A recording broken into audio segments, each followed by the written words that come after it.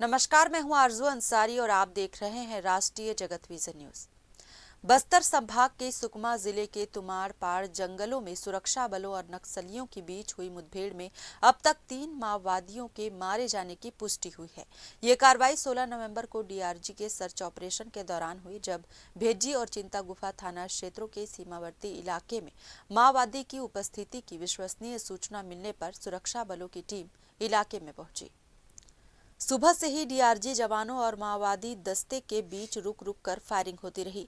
मुठभेड़ के बाद मौके से 3 माओवादी कैडरों के शव बरामद किए गए, जिनमें 2 महिलाएं भी शामिल हैं। मारे गए माओवादियों की पहचान माडवी देवा, पोडियम गंगी और सोडी गंगी के रूप में हुई है। तीनों पर 5-5 लाख रुपए का इनाम घोषित था। माडवी देवा जन मिलिशिया कमांडर, स्नाइपर स्पेशलिस्ट और कोटा एरिया कमेटी का सदस्य था। पोडियम गंगी कोटा एरिया कमेटी की सीएनएम कमांडर थी, जबकि सोडी गंगी किस्टाराम एरिया कमेटी सदस्य के रूप में सक्रिय थी। माडवी देवा कई निर्दोष नागरिकों की हत्या में शामिल था।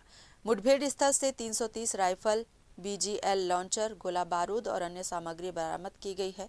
सुकमा पुलिस अधीक्षक किरण चौहान के अनुसार क्षेत्र में अभी भी सर्च ऑपरेशन चालू है। सुकमा जिले के तुमालपाड़ क्षेत्र में नक्सलियों की सूचना पर डीआरजी की टीम रवाना हुई थी। प्रातः पुलिस और नक्सलियों के बीच मुठभेड़ हुई थी, जिसमें 3 माओवादी कैडरों के मारे जाने की जानकारी मिली है, जिसमें माडवी देवा, पोडियम गंगी और सोडी गंगी है। मुठभेड़ स्थल से 303 राइफल, बीजीएल लॉन्चर एवं अन्य हथियार, गोला बारूद सामग्री भी बरामद की गई है। फिलहाल इस खबर में बस इतना ही। देश प्रदेश की खबरों से अपडेटेड रहने के लिए हमारे चैनल को सब्सक्राइब करें और नए खबरों के नोटिफिकेशन के लिए बेल आइकॉन जरूर दबाएं। नमस्कार।